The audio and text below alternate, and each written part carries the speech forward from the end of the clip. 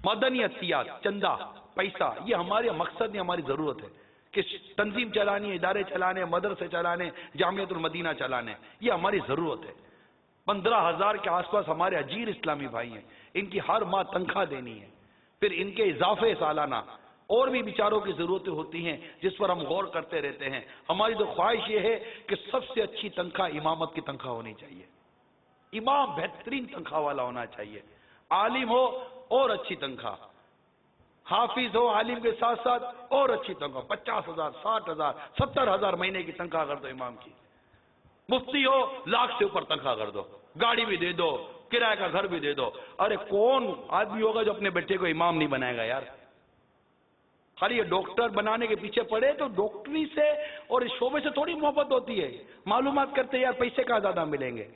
تو ہم نہیں کہتے کہ ہمارا امام یا ہمارے اسلام میں پیسوں کے لیے بنیں گے، لیکن ضرورتیں کس کی نہیں ہوتی یار؟ جس شہر میں آپ رہتے ہو اسی شہر میں امام رہتا ہے،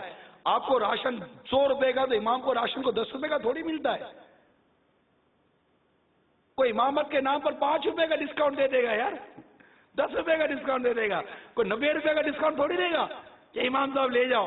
یہ بھی چندہ ہی ہوا اگر امام صاحب کو کسی نے ایسا دے دیا تو۔ میڈیکل پہ جائے گا تو کوئی دوا سستی ملے گی، ڈاکٹر کے پاس جائے گا تو فیس تھوڑی سستی لے لے گا، بجلی کا بل الیکٹرک والا تھوڑی بولے گا کہ امام صاحب ہو آپ کو بجلی فری کر دیں گے۔ جو ضرورتیں ہماری ہیں وہ ضرورتیں امام صاحب کی بھی ہیں،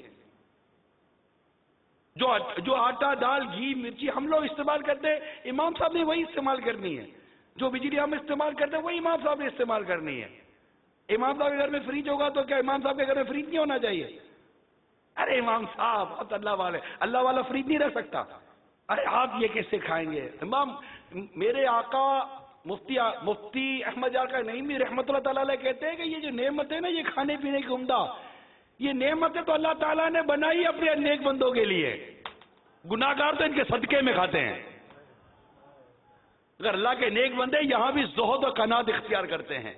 ان کو چھوڑ دیتے اللہ کی رضا کے لیے، ان کے لیے زہد و تقوی کا ہی درس ہے، مال سے بے رغبتی کا ہی درس ہے، ہم سب کے لیے ہی درس ہے۔ لیکن میں ایک مثال دے رہا ہوں یار، ہماری مسجد کا مصلی کتنا مظلوم ہے، ہمارے امام کی تنخواہ نہیں ہے، بڑھائے تو کمیٹی بڑھا نہیں سکتی کہ اتنے پیسے نہیں ہیں، مدرسین کی تنخواہ بیش بہا تنخواہ ہونی چاہیے، قاری صاحب کی تنخواہ ارے قرآن پڑھا رہا ہے، ارے انگلش پڑھانے والے کی تنخواہ 50,000 اور قاری صاحب کی تنخواہ 15,000، جو قرآن پڑھا رہا ہے 15,000 لے گا، جو انگلش پڑھا رہا ہے 50,000 لے گا، کیسا نظام بن گیا ہے؟ اس کو بھی بدلنا ہے، اس کو بدلنا ہے، انشاءاللہ دعوت اسلامی بدلے گی اور انشاءاللہ یہ جو مذہبی منصب ہے نا، دینی منصب، قرآن پڑھانا، حدیث پڑھانا،